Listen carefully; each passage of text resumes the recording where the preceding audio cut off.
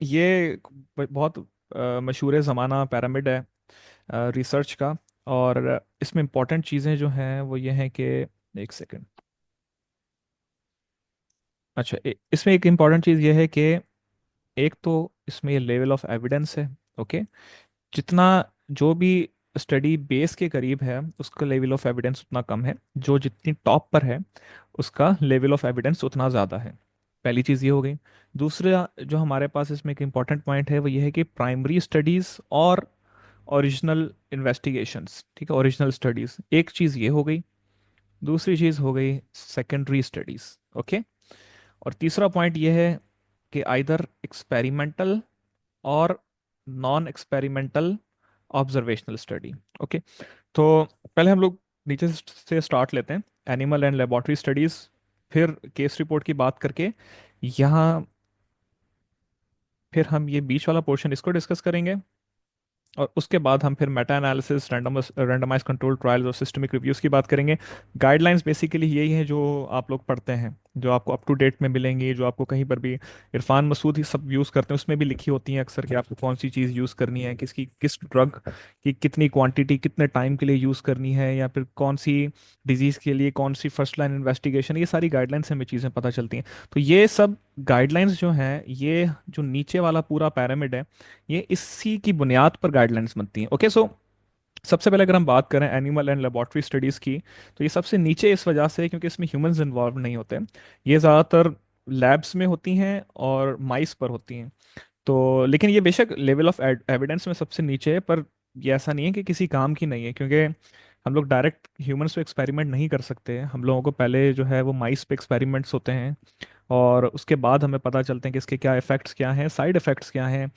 तो काफ़ी टाइम तक पहले वो फॉलो होते हैं, और उसके बाद जब वो ओके वहाँ से हमें मिल जाता है लैब से कि हाँ ठीक है, अब हम इंसानों पर ट्राई कर सकते हैं, तब हम लोग वन था, फेज वन था, जीरो था, खैर। तो हम लोग फिर वो रेंडमाइज ट्रायल स्टार्ट लेते हैं। ओके। तो ये चीज़ तो हो गई कि ये हम लोग नहीं कर सकते, क्योंकि हम लोग के पास कोई लैब्स नहीं है, हम लोग के साइंटिस्ट नहीं हैं, और ना ये हम लोगों के लेवल की बात है, हमसे ऊपर की बात है। अब हम बात करते हैं case report, expert opinions, narrative reviews, editorials में अगेन फिर आगे commentaries, letter to the editors, ये चीज़ें आ जाती हैं। तो case reports and letter to the editor, ये मैं बाद में 2-3 स्लाइड्स के बाद इसका बात करूंगा, क्योंकि ये मेन है जिसके बारे में बात करनी है। ये बाद में बात करते हैं। अभी अगर हम बात करें नैरेटिव रिव्यूज़ की, भी मैं बाद में बात करता हूँ, क्योंकि नैरेटिव रिव्यूज़ और सिस्टमिक रिव्यूज़, इसकी भी एक स्लाइड आगे है। नैरेटिव रिव्यू आप देखें कि नीचे है, सिस्टमिक रिव्यू काफ़ी ऊपर है। तो क्यों है इसमें ये डिफरेंस, ये भी हम आगे चल के बात करते हैं। और एक्सपर्ट ओपिनियंस में हमारे पास कमेंट्रीज आ जाती हैं। और एक्चुअली इसमें ये होता है कि ये इनवाइटेड स्टडीज होती हैं, इनवाइटेड राइटिंग होती है। वो इस तरह से, सपोज आप एक बहुत अच्छे रिसर्चर हो, आपकी बहुत सारी स्टडीज़ हैं, तो मेरा जर्नल है, सपोज मैं उसका एडिटर हूँ, जर्नल तो मेरा नहीं है, मैं उसका एडिटर हूँ, और कोई नई स्टडी आई है या कोई ऐसा टॉपिक है जिस पे मैं चाह रहा हूँ कि मैं किसी एक्सपर्ट से लिखवाऊँ कि उसका क्या ख्याल है इस बारे में। तो मैंने आपसे रब्ता किया, मैंने आपको कहा कि आप इस फील्ड में एक्सपर्ट हैं, तो आप ये जो, या तो न्यू स्टडी आई है, न्यू ट्रायल आया है, आप इस पे मुझे कमेंट्री लिख कर दें, या आप अपना एक ओपिनियन दें। तो वो मैंने बात की। तो in most of the cases, जो जिससे मैं बात करूंगा ना, जिस रिसर्चर से, वो खुद नहीं लिखता, क्योंकि वो बोलता है यार, एक्सेप्ट कर लेता है ऑफर, वो लिखता नहीं है, बोलता है मेरे पास टाइम नहीं है। तो वो एक, हम जैसे जो जूनियर रिसर्चर्स होते हैं वो हम लोगों को बोल देते हैं कि यार आप लिख लो, आप फर्स्ट ऑथर बन जाना, मैं सबमिटिंग ऑथर बन जाऊंगा, और हम लोग ये इसमें सबमिट करा देंगे। तो ऐसा होता है, आप उनके साथ काम कर सकते हो, लेकिन अगेन उसके लिए आपके पास कोई प्रूफ होना चाहिए कि यस आई कैन राइट। आपकी 2-3 पब्लिकेशंस भी हों, लाजमी नहीं है आपकी कि मेटा एनालिसिस हो, या आपने कोई कोहॉर्ट स्टडीज़ की हैं, सिर्फ अगर 2-3 पब्लिकेशंस भी हैं तो आपको एक हेड स्टार्ट मिलता है। ज़ीरो पब्लिकेशन से अगर आप एक भी पब्लिकेशन है, तो आपको काफ़ी चीज़ों में हेड स्टार्ट मिलता है। जो पहली पब्लिकेशन है, लेन यही करना सबसे मुश्किल काम होता है, बिकॉज कोई आपको मौका देता नहीं है, और जब तक आपको मौका नहीं मिलेगा आप कैसे करोगे। तो खैर इस पे हम बात करते हैं आगे। तो केस रिपोर्ट और लेटर टू द एडिटर, खैर एक ब्रीफ सा अगर मैं बताऊं, तो केस रिपोर्ट में बेसिकली ये होता है कि सपोज कोई भी बहुत डिफरेंट चीज़ है, कि कोई डिजीज़ है, वो एक बहुत अनयूजुअल प्रेजेंटेशन के साथ कोई बंदा आ गया है, ठीक है, या किसी डिजीज, सॉरी किसी भी ड्रग का बहुत अनयूजुअल साइड इफेक्ट है जो मोस्टली नहीं होता लेकिन इस ड्रग के साथ हो गया, या आपने सपोज कोई डिजीज थी उसको एक बहुत ही डिफरेंट तरीके से ट्रीट किया, लाइक उसका सपोज कोई है ही नहीं, ट्रीटमेंट है नहीं, या आपके पास अवेलेबल नहीं है, आपने कोई बहुत ही डिफरेंट चीज़ से उसको ट्रीट करने की कोशिश की और वो हो गई, तो किसी भी पेशेंट में, तो वो एक केस रिपोर्ट बन जाती है। तो केस रिपोर्ट में एक फ़ायदा ये होता है कि सपोज मेरे पास अगर कोई पेशेंट आया एक बहुत डिफरेंट चीज़ के साथ, तो मैंने उसके ऊपर केस रिपोर्ट लिखा, केस रिपोर्ट लिखी, मैंने उसका सारा बताया। अच्छा, केस रिपोर्ट में एक इंपॉर्टेंट चीज़ ये होती है फॉलो अप, कि आपको पता हो पेशेंट का हुआ क्या। आपने तो सपोज आपने कोई एक्सपेरिमेंटल ट्रीटमेंट उसमें कर लिया और उसके बाद पेशेंट मर गया, तो आपको फिर इस पे ये लिखने का फायदा नहीं है ना। अगर वो बच गया, सरवाइव कर गया, एक दो महीने बाद भी ओके है, कोई लॉन्ग टर्म इफेक्ट नहीं है, तो ये एक अच्छी केस रिपोर्ट है। ठीक है, कोई पेशेंट एक बहुत अनयूजुअल प्रेजेंटेशन के साथ आया, उसके बाद वो ट्रीट अगर हुआ, तो उस 2-3 महीने बाद उसका क्या हुआ, ये चीज़ इंपॉर्टेंट है, और इसके लिए आपको पेशेंट से राब्ते में रहना पड़ता है, पेशेंट या अटेंडेंट से।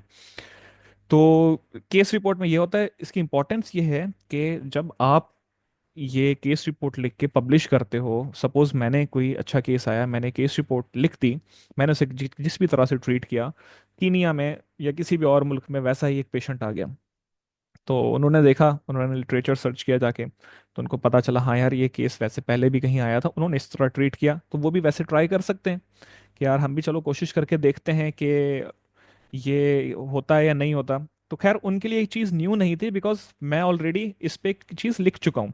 तो केस रिपोर्ट का ये होता है। ठीक है, लेटर टू द एडिटर की बात करें तो लेटर टू द एडिटर में ये बेसिकली आप बिल्कुल शॉर्ट एक राइटिंग का पीस है, ये 500 वर्ड्स की इसकी लिमिट होती है, या 750,000 की भी हो सकती है, 1000 वर्ड्स की, लेकिन वो डिपेंड करता है, जर्नल टू जर्नल वेरी करती है चीज़।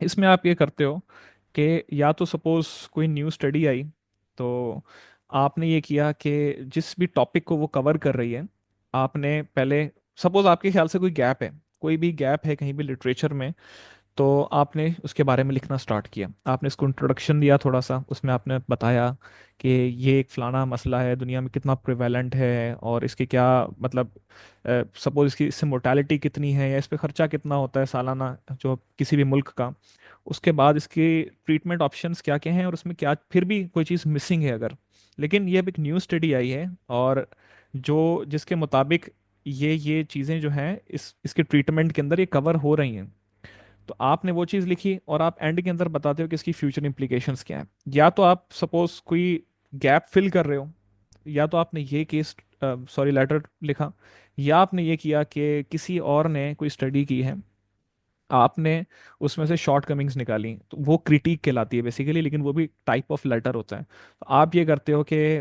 उस बंदे ने कोई भी आर्टिकल लिखा है, लेकिन आपको उसमें गलतियां नजर आ रही हैं।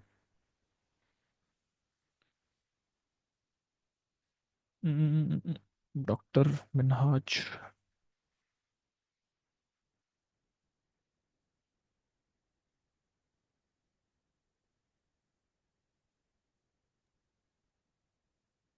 हाँ तो इरफान, डॉक्टर साहब। जी जी जी, इरफान मसूद कोई रिलायबल रिसोर्स नहीं है, बिल्कुल भी मैं रेकमेंड नहीं करता, बिल्कुल भी नहीं करता।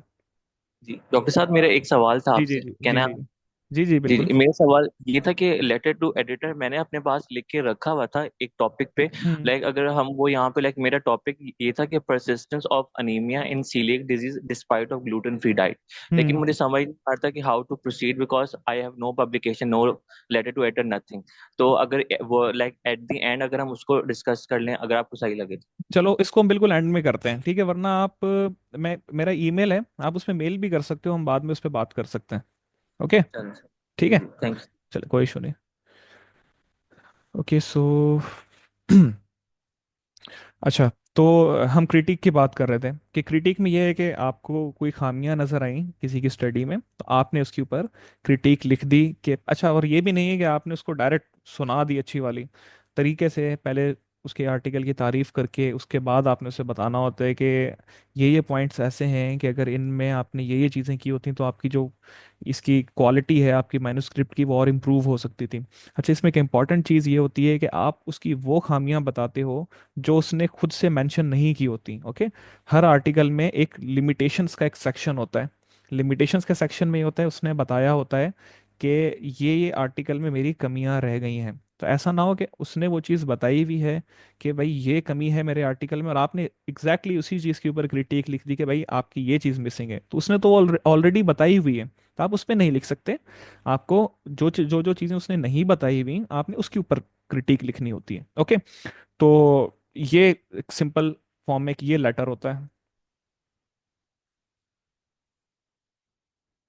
हम रिसर्च के ऊपर करते हैं। अगर किसी ने कोई रिसर्च की हुई है किसी भी आर्टिकल में, अब उसमें उसने जो भी बात की है, अगर उसने सपोज किसी दो डिजीजेस के बारे में बात की है या किसी ट्रीटमेंट के बारे में बात की है, अब उसने जो भी बात की है, आपको उसमें कोई शॉर्टकमिंग नजर आई है, हम उसके ऊपर बात करेंगे। Okay so okay. तो तो ये है लेटर टू द एडिटर। अच्छा अब अच्छा, मेरा एक सवाल है हम्म। कि अब लेटर टू एडिटर हम लिख रहे हैं, लेकिन हमें टॉपिक सिलेक्शन का काफी इश्यू होता है। लाइक मैं काफी ट्राई कर चुकी हूँ, लेकिन मुझे टॉपिक सिलेक्शन का बहुत ज्यादा इश्यू होता है। तो हाउ कैन यू नो कि लाइक हम इस पे लेटर अच्छा लिख सकते हैं? अच्छा ये चीज़ अगेन वैसे ये नेक्स्ट सेशन की है, ये नेक्स्ट सेशन की है, लेकिन मैं आपको एंड में इसका एक थोड़ा सा एक ट्रिक मैं बता देता हूँ। लेकिन वो एंड में बात करते हैं, क्योंकि अभी हम लोग एक सीक्वेंस से चल रहे हैं, तो हम ये चीज़ें कवर करें। एंड में मैं इसका आपको एक टिप देता हूँ, ठीक है।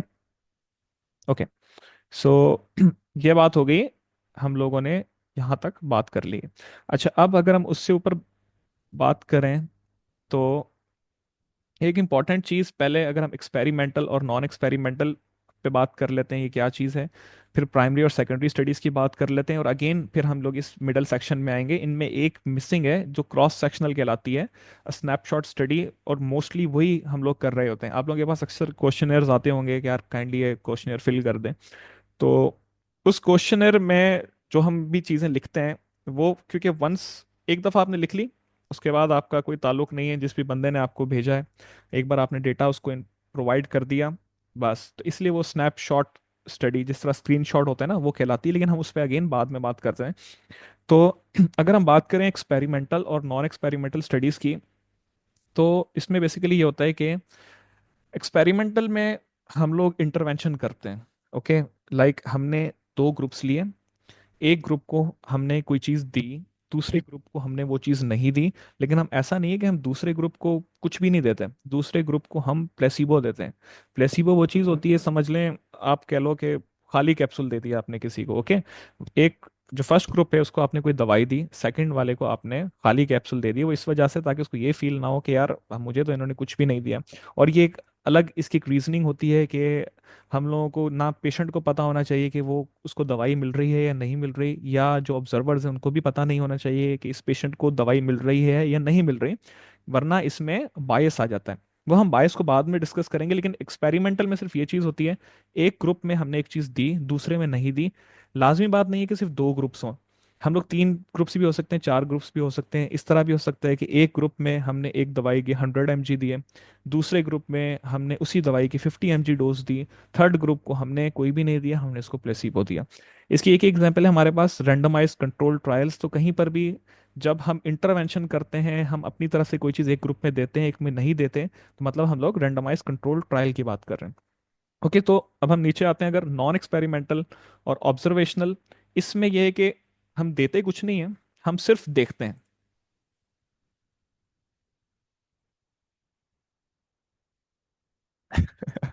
हाँ, लेकिन लेकिन ये रैंडमाइज ट्रायल नहीं हुआ, वो इस वजह से क्योंकि आपने एक कोई ग्रुप नहीं है, किसी से आप कंपेयर नहीं कर रहे। अगर आपके सपोज 5 पेशेंट्स ऐसे होते हैं, जैसे आपने पेन किलर दिया, 5 ऐसे हैं जिसको आपने सिर्फ नॉर्मल सलाइन लगा दिया, फिर हम बोल सकते थे कि ये एक रैंडमाइज ट्रायल है। तो हम इस पे अगेन बात करते हैं, ये सब करते हैं, ये जो जो अभी अंडर ग्रेजुएट्स हैं, वो भी जब हाउस जॉब में आएंगे तो वो यही करेंगे, खैर। अच्छा तो सॉरी। हम्म। तो नॉन एक्सपेरिमेंटल और ऑब्जर्वेशनल स्टडीज में होता है कि हम किसी को कुछ नहीं देते। ग्रुप्स इसके अंदर भी होते हैं, ग्रुप्स हो सकते हैं और होते भी हैं, केस कंट्रोल और कोहॉर्ट में ग्रुप्स होते हैं, लेकिन हम लोग उसको कुछ भी देते नहीं, हम सिर्फ ऑब्जर्व करते हैं। मतलब खुद से ही एक चीज़ हो रही है, एक नेचुरल कोर्स चल रहा है डिजीज का, हम लोग सिर्फ देख रहे हैं उसको। अच्छा इंपॉर्टेंट चीज़ एक ये भी है कि ज़्यादातर रैंडमाइज कंट्रोल ट्रायल्स जो हैं वो ड्रग्स के लिए यूज़ होते हैं, कि आपने कोई न्यू ड्रग को अगर ट्राई करना है तो उसके लिए हम यूज़ करते हैं। और नॉन एक्सपेरिमेंटल जो ऑब्जर्वेशनल स्टडीज होती हैं वो मोस्टली ड्रग्स के लिए नहीं होती, उसमें आप लोग सिर्फ एक डिजीज के बारे में जान रहे होते हैं। Okay, case control, cohort, cross sectional, इसको हम अगेन डिस्कस करते हैं। लेकिन एक इंपॉर्टेंट चीज़ ये है कि सिर्फ ऑब्जर्वेशनल है, इसमें हम लोग कोई इंटरवेंशन नहीं करते। ओके, तो पहली चीज़ तो ये हो गई। दूसरी चीज़ ये है कि अगर प्राइमरी स्टडीज़ और सेकेंडरी स्टडीज़ की बात करें, तो प्राइमरी स्टडीज़ में हम लोग डेटा खुद कलेक्ट करते हैं। ओके, एक मतलब न्यू डेटा, सपोज हम लोग कहीं से हवा से हमने एक निकाल लेते हैं न्यू डेटा। सेकेंडरी में ये होता है कि हम लोग न्यू डेटा नहीं यूज़ करते, जो ऑलरेडी डेटा हमें अवेलेबल है हम वही यूज़ करके उसी का एनालिसिस करते हैं। अब ओरिजिनल स्टडीज या प्राइमरी स्टडीज हैं, ये इंपॉर्टेंट होती हैं बिकॉज इनकी वर्थ ज़्यादा होती है। अच्छा, अगर आप इसमें देखो, जो हमारा पैरामिड था, मेटा एनालिसिस, सिस्टमिक रिव्यूज बेशक ऊपर हैं, नो डाउट ये टॉप पे आते हैं, लेकिन जो प्राइमरी स्टडीज होती हैं इनकी अच्छी खासी वर्थ होती है। अच्छा, स्पेशली जो सपोज पाकिस्तान में अगर किसी का एफसीपीएस का मूड है, तो उसमें एफसीपीएस करने के बाद जब आपकी यही जो लैडर है, assistant professor, associate professor, professor बनने की, इसमें जो स्टडीज़ रिक्वायर्ड होती हैं वो ओरिजिनल स्टडीज़ होती हैं। वो ये नहीं कि आप केस रिपोर्ट्स या लेटर्स की बेस पर, या मेटा एनालिसिस भी ओरिजिनल स्टडी नहीं है। ओके, तो हमारे पास फिर क्या ऑप्शंस बचते हैं? कोहॉर्ट स्टडी हो गई, रैंडमाइज्ड ट्रायल थोड़े से मुश्किल होते हैं करना, केस कंट्रोल स्टडीज़ होती हैं, एंड क्रॉस सेक्शनल्स होती हैं। अब इनमें अगेन हमारे पास इन दी एंड ऑप्शन क्या बचता है? क्रॉस सेक्शनल का। वो इस वजह से क्योंकि बाकियों का डेटा कलेक्ट करना बहुत मुश्किल काम है और डेटा हम लोगों को नहीं मिलता अनफॉर्चुनेटली, तो ज़्यादातर क्रॉस सेक्शनल स्टडीज ही बचती हैं। तो इनको हम डिस्कस करते हैं कि इसमें है क्या क्या। ओके, तो अच्छा, इससे पहले कि हम लोग कोहॉर्ट और केस कंट्रोल की बात करें, एक चीज़ ये इंपॉर्टेंट है कि आप लोगों को पता हो कि हम लोग ग्रुप्स किस तरह बनाते हैं। ओके, तो हम लोग ग्रुप्स या तो, अच्छा अभी तक सब कोई चीज़ क्लियर है या किसी का कोई क्वेश्चन है? ओके, सो चलें हम इस पे बात करते हैं कि, अच्छा, ग्रुप्स की हम बात कर रहे थे, तो हम ग्रुप्स दो तरह से बना सकते हैं। या तो हम ग्रुप्स बना सकते हैं एक्सपोजर की बेस पर, या हम ग्रुप्स बना सकते हैं आउटकम की बेस पर। ओके, तो एक्सपोजर क्या होता है? एक्सपोजर ये है कि सपोज आपने दो ग्रुप बनाए, एक ग्रुप को एक चीज़ दी और सेकंड ग्रुप को एक चीज़ नहीं दी। ओके, या तो हम इस तरह से एक्सपोजर से ग्रुप्स बना सकते हैं, या हम इस तरह से ग्रुप्स बना सकते हैं कि दो ग्रुप्स थे।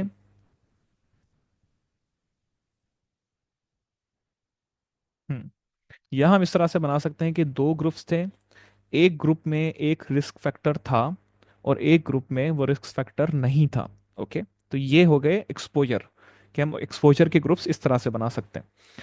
दूसरा हमारे पास है, हाँ ओके, सो एक्सपोजर के हम ग्रुप्स इस तरह बनाते हैं कि दो ग्रुप्स हैं, ठीक है, सपोज एक में 50 लोग हैं, दूसरे में भी 50 लोग हैं। तो अब हमने 50 लोगों के ग्रुप में कोई चीज़ दी, सपोज इंटरवेंशन की, और जो दूसरे 50 लोग हैं उनको हमने वो चीज़ नहीं दी। तो या तो हमने एक्सपोजर की बेस पर इस तरह ग्रुप बनाए कि एक ग्रुप को एक चीज़ मिली, एक ग्रुप को एक चीज़ नहीं मिली, ठीक है। या तो हम इस तरह से ग्रुप बना सकते हैं, या हम लोग इस तरह से ग्रुप बना सकते हैं कि एक ग्रुप ऐसा था जिसमें कोई रिस्क फैक्टर था, दूसरा ग्रुप ऐसा था जिसमें कोई रिस्क फैक्टर नहीं था। ओके, जैसे एक ग्रुप है वो स्मोकर्स का है, उसमें सारे लोगों की 25 पैक ईयर्स की हिस्ट्री है। दूसरा ग्रुप ऐसा है जो नॉन स्मोकर है, वो सिगरेट नहीं पीता। ओके, तो हमने ग्रुप्स खुद से ऐसे चूज किए। एक्सपोजर की बेस पर हम इस तरह ग्रुप्स बनाते हैं।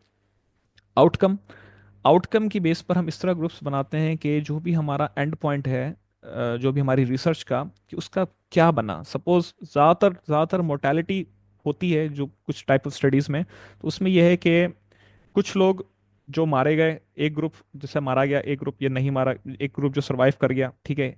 या फिर दूसरा तरीका ये होता है कि सपोज कोई भी हम लैब वैल्यू है कि, जैसे अगर हम ब्लड प्रेशर कंट्रोल की बात कर रहे हैं, कि अगर एक ग्रुप में जो blood pressure control more than 20 mm of mercury हुआ, एक ग्रुप में नहीं हुआ, तो हम लोग या तो आउटकम की बेस पर ग्रुप्स बना सकते हैं। अच्छा, या फॉर एग्जांपल लंग कैंसर है, ओके, अगर जैसे हमने स्मोकिंग की बात की, अब एक ग्रुप जिसमें लंग कैंसर है, एक ग्रुप जिसमें लंग कैंसर नहीं हुआ, तो हमने ये अगेन आउटकम की बेस के ऊपर बनाया है जो हमारा रिस्क फैक्टर क्या था, स्मोकिंग, हमारा आउटकम क्या था, लंग कैंसर, ठीक है। रिस्क फैक्टर क्या था कि हमने एक दवाई दी, आउटकम क्या है कि मोर्टेलिटी हुई या नहीं हुई, स्ट्रोक हुआ या नहीं हुआ, तो हम लोग इस बेसिस पे उसके ग्रुप्स बना सकते हैं। तो अगर हम बात करें क्लिनिकल ट्रायल की, तो हमने पहले जैसे डिस्कस किया। अच्छा, इंपॉर्टेंट चीज़ ये होती है कि फॉलोअप होता है या नहीं होता।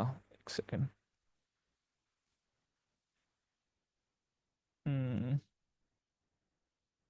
हाँ। अच्छा, इंपॉर्टेंट चीज़ ये है कि फॉलोअप फॉलोअप क्या होता है कि पेशेंट आएगा, आपने उससे डेटा कलेक्ट करना है। ये नहीं कि आप आया, आपके पास बैठा, आपने चाय शाय पी और उसके बाद वो चला गया। फॉलोअप पे ये होता है कि आपने उससे डेटा कलेक्ट करना होता है, और ये इंपॉर्टेंट चीज़ होती है बहुत सारी स्टडीज़ की, except for cross sectional. Because cross sectional में आपने बस एक दफ़ा मिल लिया, बस उसके बाद आपका पेशेंट से कोई ताल्लुक नहीं। हम इसको डिस्कस करते हैं बाद में, लेकिन अगर हम क्लिनिकल ट्रायल से बात करें तो हमने इसमें कहा था कि हम लोग ग्रुप्स बनाते हैं, एक ग्रुप में इंटरवेंशन करते हैं, एक ग्रुप में इंटरवेंशन नहीं करते। तो अभी जैसे मैंने बात की कि इंटरवेंशन अगर हम एक ग्रुप में कर रहे हैं, एक में हम नहीं कर रहे हैं, मीन्स हमने ग्रुप बनाए एक्सपोजर की बेस पर, कि हमने एक ग्रुप में एक दवाई दी, एक ग्रुप में हमने वो दवाई नहीं दी। तो हमने इसकी बेस पर उसका ग्रुप्स बनाए। ओके। इंटरवेंशन हम कर रहे हैं, तो ये कौन सी टाइप ऑफ स्टडी हुई? ये एक्सपेरिमेंटल हुई और ऑब्जर्वेशनल हुई।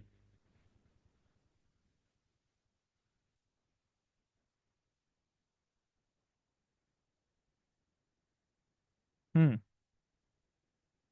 Yes, this is experimental, because हम लोग एक चीज दे रहे हैं, एक ग्रुप में दे रहे हैं, एक ग्रुप में नहीं दे रहे। So this is experimental. Okay. अच्छा, इसमें मोर देन वन ग्रुप्स लाजमी है। हम्म। मोर देन वन ग्रुप इसमें होना लाजमी है कि एक ग्रुप ऐसा नहीं है कि सिर्फ एक ही ग्रुप है। तो अगर एक ही ग्रुप है तो हम उसको ये नहीं बोलेंगे कि हमने ट्रायल किया, उसके लिए एक एक से ज़्यादा ग्रुप्स होने लाजमी है। ठीक है, इंपॉर्टेंट चीज़ ये हो गई। अब अगर हम बात करें कोहॉर्ट स्टडी की या केस और कंट्रोल की, तो कोहॉर्ट स्टडी में बेसिकली ये होता है कि अगेन जो ग्रुप्स होते हैं वो होते हैं हमारे पास एक्सपोजर की बेस पर। ओके।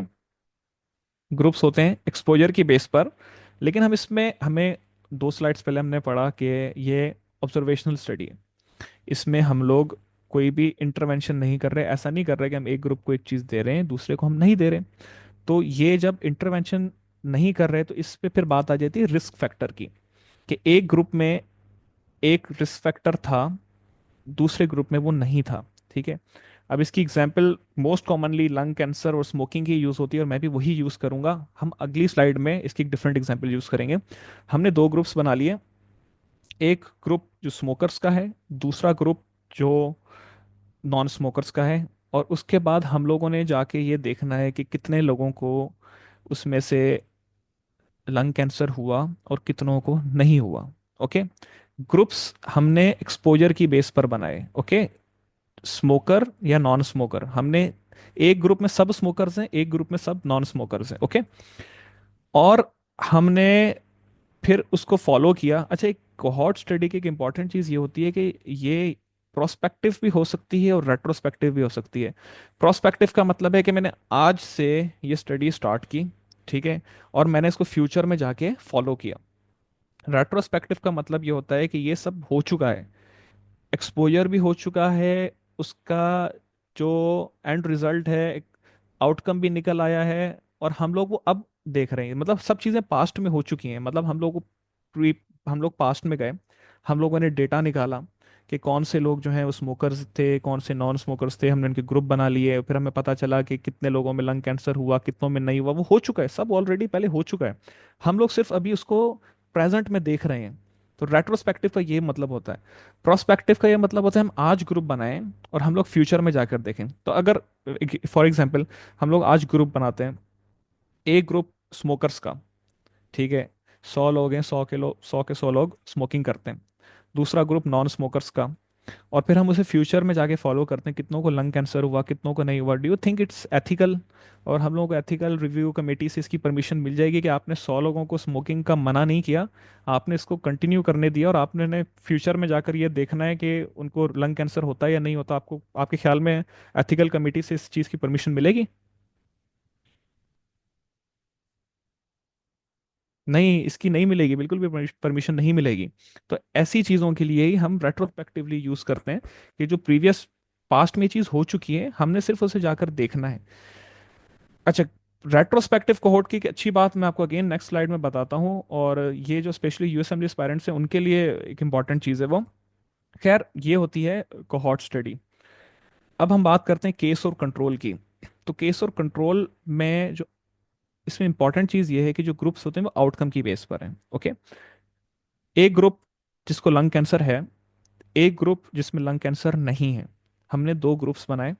ठीक है, हमने उनकी प्रीवियस रिकॉर्ड निकाले, और दूसरी इंपॉर्टेंट चीज़ ये है कि ये हमेशा पास्ट में जाके होगी। ये इसके लिए आप फ्यूचर में जाकर नहीं देखोगे कि उनके साथ क्या होता है, आप पास्ट में जाके देखोगे कि उनके रिस्क फैक्टर क्या थे। ओके, वो स्मोकर्स थे या नहीं थे, या उनका प्रोफेशन क्या था, वो शिपयार्ड्स में काम करते थे या नहीं करते थे, उनकी फैमिली हिस्ट्री थी या नहीं थी। तो हम लोग पास्ट में जाकर देखते हैं। केस और कंट्रोल है ही रेट्रोस्पेक्टिव, लेकिन रेट्रोस्पेक्टिव नहीं है, ये पास्ट स्टडी है, क्योंकि रेट्रोस्पेक्टिव में ये होता है कि आप पास्ट में जाते हो और फिर फॉलो करके वापस आते हो प्रेजेंट में। इसमें सिर्फ हम लोग पास्ट रिस्क फैक्टर्स देख रहे हैं। ओके, ये पास्ट स्टडी है बिल्कुल ही। ओके, तो केस और कंट्रोल में हम लोग इस तरह से ग्रुप्स बनाते हैं।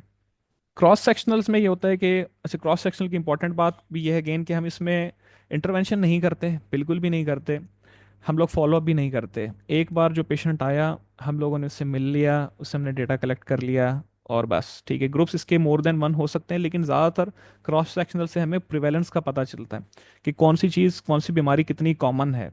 ओके, और यही ज़्यादातर, या किसी की नॉलेज कैसी है, ज़्यादातर जो कैप स्टडीज़ आती है ना, नॉलेज असेसमेंट प्रैक्टिस, जो ये आती हैं हम लोगों के पास क्वेश्चनर्स में, ये क्रॉस सेक्शनल स्टडी होती है। क्योंकि इसमें सिर्फ वो ये देखना चाह रहे होते हैं आपको कितना पता है किसी चीज़ के बारे में। या अगर हम लोग कहीं हॉस्पिटल में जाके डेटा कलेक्ट करते हैं कि सपोज किडनी स्टोन्स, रीनल कैल्कुलाई कि कितने लोगों में है, कितनों में नहीं है, ये सब प्रिवेलेंस से हम चेक कर रहे हैं। तो क्रॉस सेक्शनल स्टडीज में सिर्फ ये होता है। ओके, तो अब इसकी एक अच्छी एग्जांपल हम लोग इस पेज पे देखते हैं। इट वाजंट, या इट वाज टू हार्ड। अच्छा, it wasn't too hard fortunately. हाँ, क्रॉस सेक्शनल स्टडीज इतनी मुश्किल नहीं होती हैं, लेकिन इसका मुश्किल काम ये होता है सिर्फ डेटा कलेक्ट करना। क्योंकि डेटा थोड़ा सा मुश्किल होता है, और यहाँ पे फिर अक्सर एंड में फिर फैब्रिकेट हो जाता है वो, और ना पेशेंट्स को कुछ पता होता है सही से, ना अटेंडेंट्स को कुछ पता होता है। तो ये थोड़ा सा उसमें इशू आता है। ओके, तो चलें, अब हम इसकी डिफरेंट एग्जांपल लेते हैं। और सपोज वो हम, चलें, गुड। तो अब हम इसमें फॉर एग्जांपल उसकी वो है ना, हाँ, सर्फ एक्सेल, सर्फ है जो, हम लोग उसकी एग्जांपल ले लेते हैं कि सपोज हमने, अच्छा ये होते भी है, आप वसीम अकरम आता है शायद वो ऐड में, तो वो बोलता है कि हमने एक एक साइड वाले कपड़ों को इससे धोया, दूसरी साइड को हमने उससे धोया, सो दैट इज ट्रायल। कि वो दो डिफरेंट ग्रुप्स बना रहा है और दोनों को डिफरेंट चीज़ें दे रहा है। ओके, तो हम लोगों ने ये किया कि सपोज हम लोगों ने दो ग्रुप्स बनाए 50-50 लोगों के। बल्कि मैं ट्रायल की बात नहीं करता, मैं आपको कोई एग्जांपल देता हूँ, आप मुझे बताइएगा कि ये कौन सी टाइप ऑफ स्टडी है। ओके, तो हमने दो ग्रुप्स बनाए, सही है, 50-50 लोगों के। एक ग्रुप के कपड़े अच्छे खासे सफ़ेद हैं, एक ग्रुप में सारे जो लोग हैं ना उनके कपड़े बहुत साफ सुथरे हैं, सफ़ेद। ठीक है, और दूसरा ग्रुप जो है उनके इतने सफ़ेद नहीं, इनके थोड़े से पीले पीले से कपड़े हैं, दाग वाले हैं। फिर हम लोगों ने जो भी, वो जिस भी मार्ट से शॉपिंग करते हैं, हमने उस मार्ट में जाकर हमने रिकॉर्ड निकलवाया कि ये लोग कौन सा सर्फ यूज़ करते हैं, कि ये सर्फ एक्सेल यूज़ करते हैं या ये कोई दूसरा सर्फ यूज़ करते हैं। हमें पता चल गया कि कौन से लोग सर्फ एक्सेल यूज़ करते हैं, कौन से लोग दूसरा सर्फ यूज़ करते हैं। तो ये कौन सी टाइप ऑफ स्टडी है? Is this prospective cohort, retrospective cohort, case और control? Yes, this is case और कंट्रोल। बिकॉज हम लोगों ने जो ग्रुप्स बनाए, वो हम लोगों ने बनाए आउटकम की बेस पे। आउटकम क्या था? साफ कपड़े। ठीक है, एक के सफ़ेद कपड़े हैं, एक के सफ़ेद कपड़े नहीं हैं। ओके, एक के थोड़े दाग वाले कपड़े हैं। तो हमने ग्रुप बनाए आउटकम की बेस पर, और हमने उनके प्रीवियस रिकॉर्ड्स जाकर देखे, तो हमें पता चला कि ये केस और कंट्रोल स्टडी है। ठीक है, अब हम लोगों ने अगेन दो ग्रुप बनाए। एक ग्रुप जो है वो सर्फ एक्सेल यूज़ करता है, और एक ग्रुप को हमने बोला कि आपने सर्फ एक्सेल यूज़ करना है, दूसरे ग्रुप को हमने बोला आपने आम सर्फ यूज़ करना है। और उसके बाद हमने जाके उनके रिकॉर्ड्स देखे कि, सॉरी, रिकॉर्ड्स नहीं, उसके बाद जाके हमने देखा कि किसके कपड़े ज़्यादा साफ़ थे, किसके कपड़े इतने साफ़ नहीं थे। तो ये कौन सी टाइप ऑफ स्टडी है? हमने दो ग्रुप्स खुद से बनाए, एक जो सर्फ एक्सेल यूज़ करता है, एक जो आम सर्फ यूज़ करता है। ये कौन सी टाइप है? नो, दिस इज, चलें अच्छा गैस है, लेकिन लेकिन दिस इज क्लिनिकल ट्रायल। वो इस वजह से क्योंकि ग्रुप हमने बनाए, हमने एक ग्रुप को बोला कि आप लोगों ने सर्फ एक्सेल यूज करना है, दूसरे ग्रुप को बोला आपने आम सर्फ यूज करना है। ओके, वो खुद से नहीं कर रहे थे, वो हमने उनको बोला था। ओके, अच्छा, अगर यही मैं इस तरह बोलता कि हमने दो ग्रुप्स बनाए, एक ग्रुप जो सर्फ एक्सेल यूज करता है हमने उन लोगों का ग्रुप बनाया, दूसरा ग्रुप जो एक आम सर्फ यूज करता है हमने उनका ग्रुप बनाया, और उसके बाद हमने जाके देखा कि उनके कपड़ों में क्या फर्क था, तो ये प्रोस्पेक्टिव कोहोर्ट है, क्योंकि हमने ग्रुप नहीं बनाए, हमने इंटरवेंशन नहीं की, वो लोग खुद से ही एक ग्रुप यूज कर रहा था, एक ग्रुप नहीं करता था, हम लोगों ने सिर्फ उनको ग्रुपिंग की है, हम लोगों ने इंटरवेंशन खुद से नहीं की। ओके, तो ये हो गया प्रोस्पेक्टिव कोहोर्ट। अब हमने ये किया कि अच्छा, रेट्रोस्पेक्टिव कोहोर्ट की इसकी एग्जांपल इसी कॉन्टेक्स्ट में देना थोड़ा सा टिपिकल है, पर उसमें हम इस तरह बोल सकते हैं कि मेरे ख्याल में वो थोड़ा सा टिपिकल, लेकिन आई होप कि वो समझ आ गया हो आप लोगों को कि उसमें हम लोग करते क्या है। रेट्रोस्पेक्टिव कोहोर्ट की एक अच्छी एग्जांपल जो है ना, वो सीडीसी वंडर डेटाबेस है, हम उसकी जो स्टडी करते हैं वो रेट्रोस्पेक्टिव कोहोर्ट है, और वो बहुत अच्छी टाइप ऑफ स्टडी की, वो इस वजह से बिकॉज एक तो वो ओरिजिनल स्टडी है, उस पर आपकी साइटेशंस भी अच्छी आ जाती हैं, वो आप प्रेजेंट कर सकते हो कॉन्फ्रेंसेज में, और वो बहुत सिंपल है करने के लिए, और वो रेट्रोस्पेक्टिव कोहोर्ट है क्योंकि रिस्क फैक्टर्स उसमें क्या होता है, रिस्क फैक्टर सपोज उसमें gender, male gender female gender, ये अलग अलग रिस्क फैक्टर्स हैं, this is non modified risk factor, जिसे हम चेंज नहीं कर सकते। ओके, रेस, ये अलग अलग रिस्क फैक्टर्स हैं, उसमें अगर अफ्रीकन अमेरिकन हैं, एशियंस हैं, पैसिफिक आइलैंडर्स हैं, तो ये सारे उसके रिस्क फैक्टर्स हैं, तो हम उसकी बेस पर कि वो कौन से लोग मेल थे फीमेल थे उनमें मोर्टेलिटी, और इसका आउटकम ज़्यादातर मोर्टेलिटी होता है कि कितने लोगों की डेथ्स हुई, कितने लोग, जितनी पॉपुलेशन थी टोटल वो कितनों की डेथ्स हो गई। तो ये retrospective cohort CDC wonder basically retrospective cohort है, और ये चीज़ इंपॉर्टेंट है, और ये बहुत अच्छी टाइप है स्टडी की। क्रॉस सेक्शनल की अगर बात करें, तो क्रॉस सेक्शनल में यह है कि सपोज हम लोग मार्ट गए, जहाँ से भी वो लोग शॉपिंग करते हैं, हम लोगों ने रिकॉर्ड निकाला कि लोग आजकल कौन सा सर्फ यूज़ कर रहे हैं, तो हम लोग ने बस वैसे ही लोगों से पूछना शुरू कर दिया, आप लोग कौन सा सर्फ यूज़ करते हैं, हमने उनके देखा किसके कपड़े साफ़ थे, किसके कपड़े इतने साफ़ नहीं थे, तो बस हमें एक जनरल आइडिया हो गया कि कितने परसेंट मेल हैं, कितने परसेंट फीमेल हैं, कितने लोग सर्फ एक्सेल यूज़ करते हैं, कितने लोग दूसरा सर्फ यूज़ करते हैं, जो सर्फ एक्सेल यूज़ करते हैं उनमें से कितनों के कपड़े साफ़ थे, कितनों के नहीं थे। तो वो चीज़ हमने कुछ नहीं किया, ना हमने कोई खास ग्रुप बनाया, ना हमने कोई इंटरवेंशन की, हमने सिर्फ जाके उनसे डेटा कलेक्ट किया, और हम लोगों ने ये भी ना उनके प्रीवियस रिकॉर्ड्स निकाले, ना हम लोगों ने उनके फ्यूचर में हमने जाकर उनको देखना है, हमने सिर्फ उस टाइम पर प्रेजेंट में उनसे एक इंटरव्यू लिया, और बस हम लोगों ने उसकी बेस के ऊपर अपने रिजल्ट्स निकाल लिए। So this is cross sectional. Okay, तो अभी तक चीज़ें क्लियर हैं या फिर कोई क्वेश्चन है?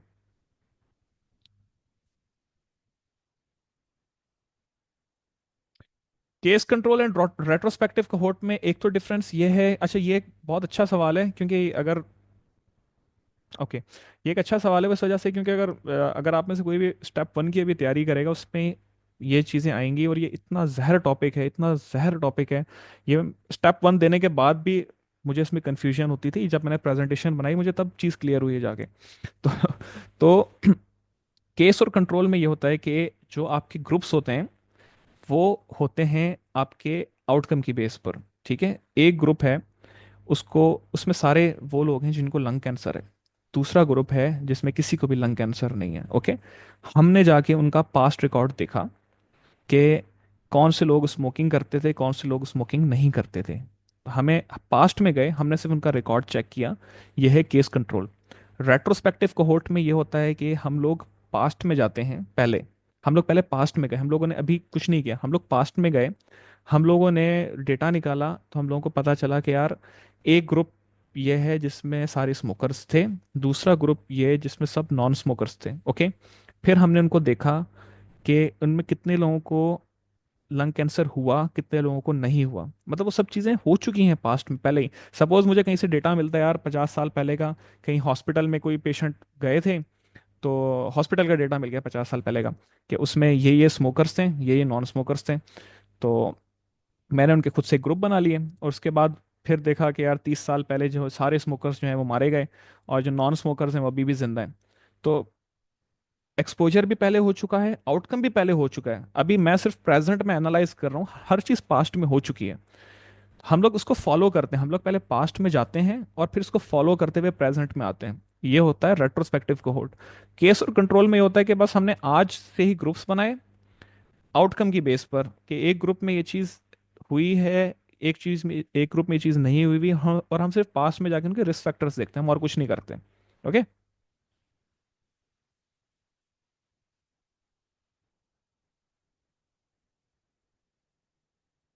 चलें। ओके। ठीक, अभी तक क्लियर है। चलें, सही है। ओके, सो ये हमारी बात हम लोगों ने यहाँ तक कवर कर लिया है, ट्रायल्स तक बल्कि कवर कर लिया। मेटा एनालिसिस, सिस्टमिक रिव्यूज और नैरेटिव रिव्यूज रह गए।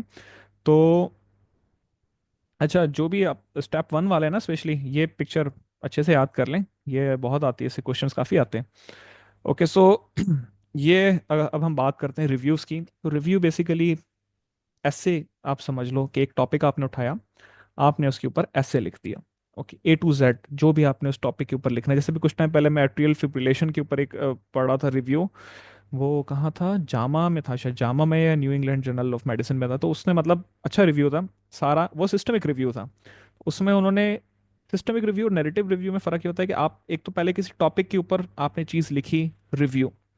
नैरेटिव रिव्यू में आपकी अपनी पसंद होती है। ओके, आप अपनी मर्जी से चीज़ लिखते हो। आपको सपोज आप कोई चीज़ लिख रहे हो, आपको याद आया एक ऐसे बंदे का आर्टिकल दिख गया आपको जो आपको नहीं पसंद, बंदा ही नहीं पसंद आपको, आर्टिकल की बात नहीं कर रहा, बंदा नहीं पसंद। आपने कहा यार नहीं, इसका तो मैं आर्टिकल नहीं लिखूंगा, आपने इसमें आपने उसे छोड़ दिया। आप अच्छा लिखा हुआ था उसने, आपने उसे छोड़ दिया। आपने अपनी मर्जी से लिखा, आपने अपनी मर्जी से उसमें जो जो आपकी पसंद के आर्टिकल्स थे, जो आपको लगता था कि हाँ इसकी मैं रेफरेंसेस दे देता हूँ, आपने वो दे दिए। जिसको आपको दिल किया कि यार नहीं इसकी मैंने नहीं देनी, उसकी आपने नहीं दी। आपको कोई पूछगछ नहीं है, आपने अपनी मर्जी से एक ऐसे लिख लिया कंप्लीट, और आपने वो सबमिट करा दिया। ओके। सिस्टमिक रिव्यू में ये होता है कि आप पहले करते हो सर्च, अच्छी वाली सर्च करते हो। सर्च आपने किया, सर्च करने के बाद आपको जो भी स्टडीज मिली आपको उसको इंक्लूड करना है। आप ये नहीं है कि स्टडी, आप जो बंदा आपको नहीं पसंद उसकी स्टडी आ गई उसमें और फिर आप उसे छोड़ दो, नो। आपको उसको इंक्लूड करना है। सिस्टमिक रिव्यू में आपको कोई चीज़ अच्छी लगे या ना लगे, लेकिन आपको लिटरेचर में कहीं भी वो चीज़ मिलती है आप उसको इंक्लूड करते हो। ओके। अब सिस्टमिक रिव्यू एक, क्योंकि एक बहुत प्रॉपर तरीके से होता है, सिस्टमिक रिव्यू के अंदर आप की सर्च स्ट्रैटेजी बहुत अच्छी होनी चाहिए। ओके। आप एक प्रॉपर तरीके से चीज़ें लिखते हो। सिस्टमिक रिव्यू में बायस नहीं होती, क्योंकि आपने कोई चीज़ छोड़ी नहीं है, जो आपको नहीं भी पसंद आई लेकिन वो ज़रूरी थी, आपने वो चीज़ लिखी। ओके, इसकी क्वालिटी अच्छी होती है, हाई क्वालिटी होता है। और ये लोग ज़्यादातर फिर प्रेफर करते हैं कि यार इसकी मैं साइटेशन दूँ। अगर मैंने सपोज किसी भी एक टॉपिक के ऊपर, सपोज मायोकार्डियल इन्फार्क्शन के ऊपर मैंने अगर नैरेटिव रिव्यू लिखा है और मैंने उसके ऊपर सिस्टमिक रिव्यू लिखा है, तो सिस्टमिक रिव्यू की वर्थ ज़्यादा है, बिकॉज वो मैंने एक प्रॉपर तरीके से लिखा है, उसमें कोई बायस नहीं है। और लोग अगर साइटेशन देंगे ना, रेफरेंस देंगे, तो वो मेरे सिस्टमिक रिव्यू की देंगे, नैरेटिव रिव्यू की बहुत कम चांसेस होते हैं देने के, क्योंकि उसमें बहुत सी हो सकता है इंपॉर्टेंट चीज़ें मैंने मिस कर दी हैं, क्योंकि मुझे बस मेरी मर्जी थी, कोई पूछगछ है नहीं, बस मैंने कर ली। सिस्टमिक रिव्यू में आपको उनको बताना पड़ता है कि मेरा ये मेरी सर्च स्ट्रैटेजी दी थी, फिर इतने आर्टिकल्स इसमें से निकले, ये इंक्लूजन क्राइटेरिया था मेरा कि ये आर्टिकल्स मैंने रखने, पहले से आपने डिसाइड किया होता है। ये एक्सक्लूजन क्राइटेरिया था कि ये आर्टिकल्स मैंने इसमें इंक्लूड नहीं करने, मैंने बस नहीं करने पहले से ही मैंने। अच्छा, वो आपने पहले से बताया हुआ है। ये नहीं है कि आपने उसके बाद बीच में के एक ऐसी स्टडी जो आप इंक्लूड कर सकते थे लेकिन वो आपने फिर भी एक्सक्लूड कर दी, ऐसा नहीं होगा फिर। आपने जब एक दफ़ा क्राइटेरिया सेट कर लिया, सपोज आपने क्राइटेरिया सेट कर लिया, वैसे होता नहीं है ये कि आपने क्राइटेरिया सेट कर लिया कि मैंने लास्ट 10 ईयर्स की स्टडीज लेनी है, बस इससे पहले की नहीं लेनी, इंक्लूजन क्राइटेरिया आपका ये था, आपने लास्ट 10 ईयर्स की स्टडी उसमें। नैरेटिव रिव्यू का फायदा ये है कि बहुत इजी है लिखना। नैरेटिव रिव्यू में ये नहीं कह रहा कि बुरी चीज़ है, अच्छी है। सिस्टमिक रिव्यू के लिए आपको एक बहुत प्रॉपर तरीके से काम करना पड़ता है। आपको पूरे उनके जो रिजल्ट्स हैं वो बताने पड़ते हैं, आपको पता होना चाहिए कि आप किस तरह से, लाइक उनके रिजल्ट्स हैं क्या, आपको पेपर रीड करना आना चाहिए। नैरेटिव रिव्यू में इतना मुश्किल काम नहीं है, नैरेटिव रिव्यू काफ़ी इजी होता है, और ज़्यादातर पता है लोग केस रिपोर्ट के साथ रिव्यू कर देते हैं, और वो ज़्यादातर नैरेटिव रिव्यू ही होता है। आपने केस रिपोर्ट लिखी, केस रिपोर्ट की डिस्कशन में आपने उस टॉपिक को एक्सप्लेन कर दिया अच्छे तरीके से, तो आप बस ये बोलते हो केस रिपोर्ट हो गई, साथ उसका रिव्यू हो गया। रिव्यू, नैरेटिव रिव्यू बहुत सिंपल होता है। ओके। तो अगर आप सिर्फ रिव्यू कर रहे हो ना, तो आप बेशक नैरेटिव रिव्यू कर लो। एक और इंपॉर्टेंट डिफरेंस सिस्टमिक रिव्यू और नैरेटिव रिव्यू में यह है कि सिस्टमिक रिव्यू में आप साथ उसका डेटा, नंबर वाला डेटा भी ऐड कर सकते हो, जिसको हम फिर मेटा एनालिसिस बोलते हैं। ओके, नैरेटिव रिव्यू के साथ आप मेटा एनालिसिस नहीं कर सकते, सिस्टमिक रिव्यू के साथ आप मेटा एनालिसिस भी कर सकते हो। और लोग रेकमेंड ये करते हैं कि जब आप सिस्टमिक रिव्यू कर रहे हो तो आप साथ मेटा एनालिसिस भी करो, क्योंकि जब आप इतनी ख्वारी कर रहे हो, आपने हर चीज़ निकाल ली। सिस्टमिक रिव्यू मुश्किल काम है, मेटा एनालिसिस ईजी है। तो मेटा एनालिसिस की अगर हम बात करें, तो मेटा एनालिसिस में बेसिकली ये होता है कि जितनी भी सपोज रैंडमाइज ट्रायल्स हुए हैं किसी स्टडी के ऊपर, एक ट्रायल हुआ है अमेरिका में, एक ट्रायल हुआ है चाइना में, एक ट्रायल हुआ है बेल्जियम में, एक ट्रायल हुआ इजिप्ट में, एक ट्रायल हुआ ऑस्ट्रेलिया में, मतलब डिफरेंट जगहों पे एक ही उन्होंने किसी ड्रग के ट्रायल्स किए हैं। तो मैंने ये किया कि मैंने वो सारे ट्रायल्स उठाए, ठीक है, मैंने उनको, उनका एक, उन सब का जो रिजल्ट था ना, मैंने उसको एनालाइज किया। अब मैंने जैसे एक ग्रुप में, सपोज हम लोगों ने ट्रायल है कि हमने कोई ड्रग दी, और उसके बाद हमने देखा कि 5 इयर्स की जो मोर्टेलिटी है वो कितनी रहती है। अब अगर सपोज एक ग्रुप में 500 लोग हैं, तो उसमें से जिसमें ये वो ग्रुप है जिसमें हम इंटरवेंशन कर रहे हैं, 500 में से 50 लोगों की डेथ होती है। दूसरा ग्रुप ऐसा है जिसमें 500 में से 100 लोगों की डेथ होती है। ओके, तो हम लोगों ने जब मेटा एनालिसिस करना शुरू किया, तो हम लोग, अब क्योंकि मोर्टेलिटी की बात कर रहे हैं, तो हमने लिखा कि स्टडी वन, 50 लोग जो है मारे गए 500 में से इंटरवेंशन ग्रुप में, और जो कंट्रोल ग्रुप था उसमें 100 लोग मारे गए 500 में से। ये ट्रायल था अमेरिका का। हमने कहीं और का ट्रायल उठाया, अब हमने उसमें देखा कि यार उसमें मोर्टेलिटी किस तरह थी। सपोज उसमें भी 500 लोगों में से जो कंट्रोल ग्रुप था, ठीक है, मतलब जिसमें हम इंटरवेंशन नहीं कर रहे, उसमें 200 लोग मारे गए, और जो इंटरवेंशन ग्रुप था उसमें 100 लोग मारे गए। तो हम लोगों ने यही डेटा उसी के साथ नीचे लिख दिया। हमने फिर इसी तरह तीसरा ट्रायल उठाया, हमने उसका भी डेटा लिखा, हमने चौथा ट्रायल उठाया, उसका भी डेटा लिखा, हमने पांचवा ट्रायल उठाया, हमने उसका भी डेटा लिखा।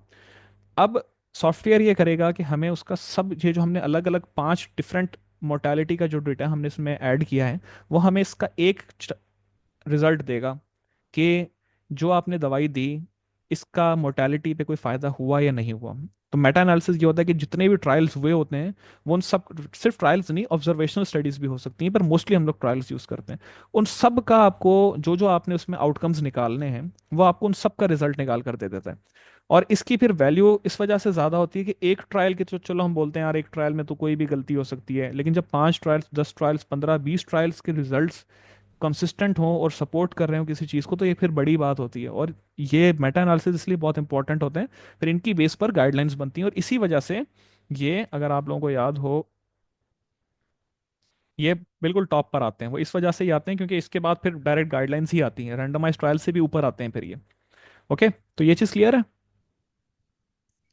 यस, क्लियर है। अच्छा, मेरा एक क्वेश्चन है। आपने मुझे बताया कि अगर हम सिस्टमैटिक रिव्यू कर रहे हैं तो हम, ये नहीं होगा कि हम स्पेसिफिक टाइम पीरियड की स्टडीज ले लेंगे कि हमें हम्म। इतनी ये टाइम की लेनी है, लेकिन हम्म। अब जैसे हम एडिटर्स होते हैं, एडिटोरियल्स, और हम क्रॉस सेक्शन लिख रहे होते हैं या हम नैरेटिव व्यू लिख रहे होते हैं, तो मैंने बहुत सारे लोगों से सुना है कि 5 साल की लोग हैं तो वो ज़्यादा मैटर करती है, पिछली की नहीं लेनी, एडिटोरियल्स के लिए 1 ईयर लेनी है।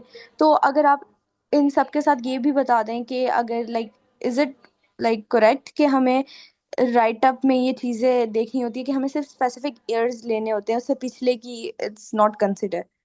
हाँ नहीं, बिल्कुल ऐसा है कि क्योंकि जो पिछली स्टडीज़ होती हैं ना, वो आउटडेटेड हो जाती हैं।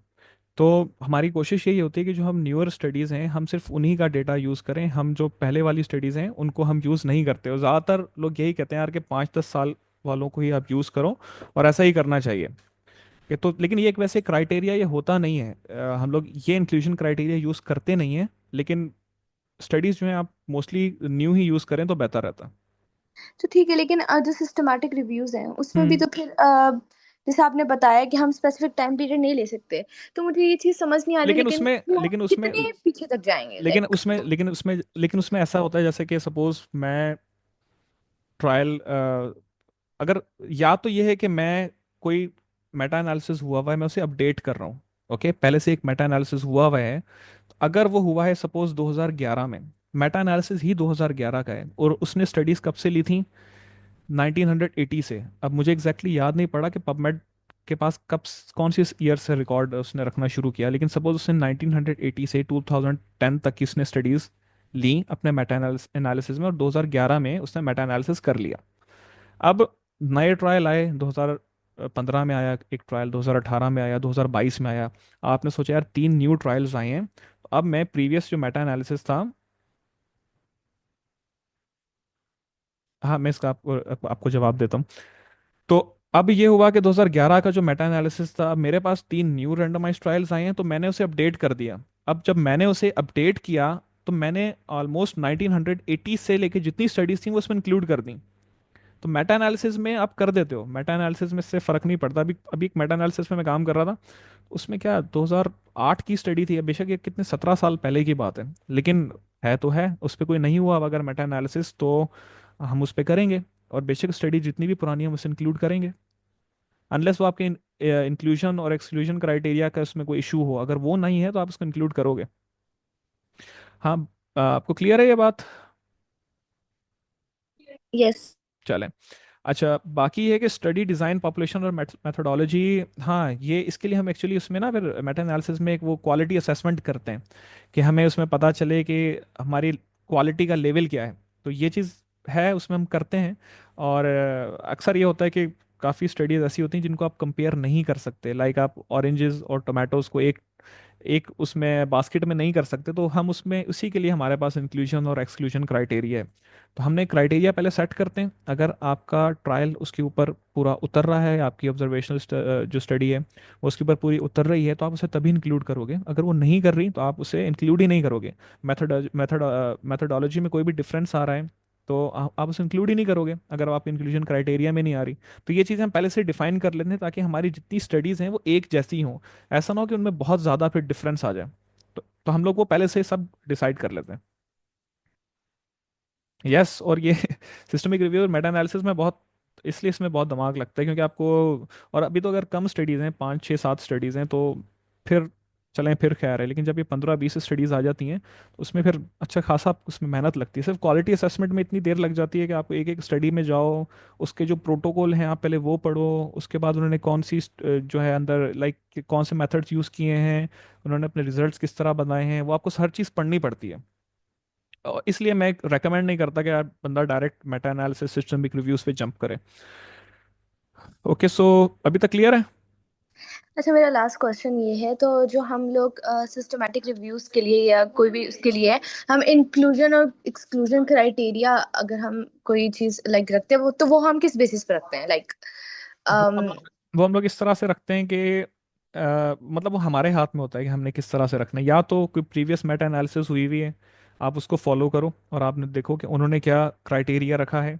या आप जो ट्रायल्स होते हैं आप वो देख, या जो आप ट्रायल्स होते हैं आप उनको देखो कि उन्होंने, उनकी जो पॉपुलेशन है वो क्या है। सपोज अगर ज़्यादातर ट्रायल्स जो हैं वो हुए, आपने सपोज करना है एडल्ट्स के ऊपर, ठीक है, आपने कोई स्टडी है जो आप मेटा एनालिसिस कर रहे हो, वो एक किसी एडल्ट्स के बारे में कर रहे हो, लेकिन उसमें बच्चों पे भी उन्होंने काम किया हुआ है, तो आपने देखा ज़्यादातर ट्रायल्स जो हैं वो अगर 18+ पॉपुलेशन के हैं, तो आपने एक अपना इंक्लूजन क्राइटेरिया में एक चीज़, ये चीज़ डिसाइड कर ली कि 18+ पॉपुलेशन वाले जो ट्रायल्स हैं मैंने सिर्फ वो इंक्लूड करने हैं।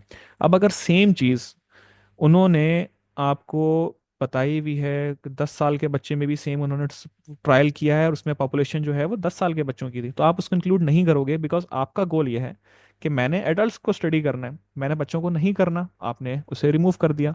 ठीक है, एक और चीज़ ये होती है ट्रायल में, हम जो इंक्लूजन क्राइटेरिया ये होता है कि हम एनिमल स्टडीज़ इसमें इंक्लूड नहीं करते, क्योंकि जब आप सर्च करते हो ना तो एनिमल स्टडीज़ भी आ जाएंगी। आपका इंक्लूजन क्राइटेरिया, आपका एक्सक्लूजन क्राइटेरिया ये है कि एनिमल स्टडीज़ ज़्यादातर ये होते हैं, तो आप एनिमल स्टडीज उसमें इंक्लूड नहीं करोगे। ओके, आपने, आपके इंक्लूजन क्राइटेरिया अगर ये है कि सिर्फ मुझे रैंडमाइज कंट्रोल ट्रायल्स ही रखने हैं, मुझे ऑब्जर्वेशनल नहीं करना, क्योंकि अगर जब आप ऑब्जर्वेशनल भी मेटा एनालिसिस में इंक्लूड करते हो तो आपका फिर थोड़ा सा काम बढ़ जाता है।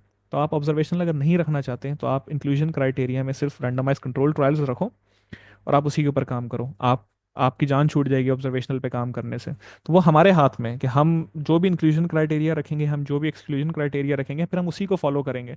कोई हार्ड एंड फास्ट रूल नहीं है। अगर आपको अपनी ईज के लिए ऐसा करना है कि हाँ मुझे इस पे काम नहीं करना, तो बस ठीक है, आप उसे छोड़ दो।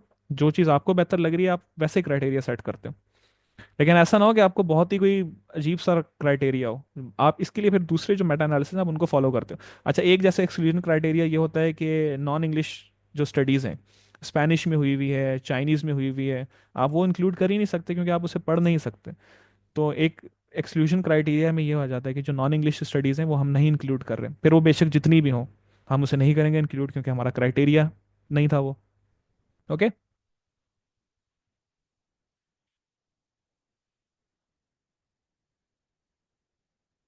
चलें, टॉपिक की बात करते हैं बाद में, पहले ये है कि ये कंप्लीट हो जाए, उसके बाद इंशाल्लाह। ओके सो ये चीज़ हम डिस्कस कर चुके हैं कि लेटर टू द एडिटर में हम लोग बेसिकली न्यू डिस्कवरीज की बात करते हैं। कोई हमने कोई चीज़ ऐड करनी हो हम उस पर बात करते हैं, या हम लोग किसी आर्टिकल के ऊपर हम क्रिटिक लिखते हैं। 500 वर्ड्स की लिमिट लाजमी नहीं है, 750,000 वर्ड्स तक की भी हो सकती है, जर्नल टू जर्नल वैरी करती है। और इसकी रेफरेंसेस क्या है वो हम अगेन बाद में बात करते हैं। ऑथर्स तो वो हैं जो लिखने वाले लोग होते हैं, इसकी समटाइम्स अगेन लिमिट होती है, लेकिन जर्नल टू जर्नल वैरी करती है, पर मोस्टली ये है कि 3 ऑथर से ज़्यादा नहीं होते क्योंकि बहुत शॉर्ट टाइप स्टडी की। और रेफरेंसेस 5 से ज़्यादा नहीं होती, किसी किसी जर्नल में वो बोलते हैं कि आप 10 रेफरेंसेस यूज़ कर सकते हो। कोई कोई जर्नल बोलता है कि आप 3 रेफरेंसेस यूज़ करनी है, फिर आपको कुछ माइनस करनी पड़ती हैं। तो लेकिन ये चीज़ें जो वर्ड्स कितने प्लस ऑथर्स कितने, रेफरेंसेस कितनी, ये जर्नल टू जर्नल वैरी करता है। ये चीज़ है कि हम इसके ऊपर करते बेसिकली ये। केस रिपोर्ट्स में हम अगेन रेयर प्रेजेंटेशंस की बात करते हैं, अनयूजुअल साइड इफेक्ट्स की बात करते हैं, कोई इनोवेटिव ट्रीटमेंट की बात करते हैं।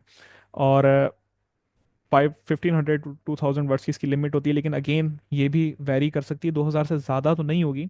लेकिन सपोज जर्नल आपको बोलेगा कि यार 1200 वर्ड से ज़्यादा ना हो, तो आपको फिर उसे फॉलो करना पड़ेगा।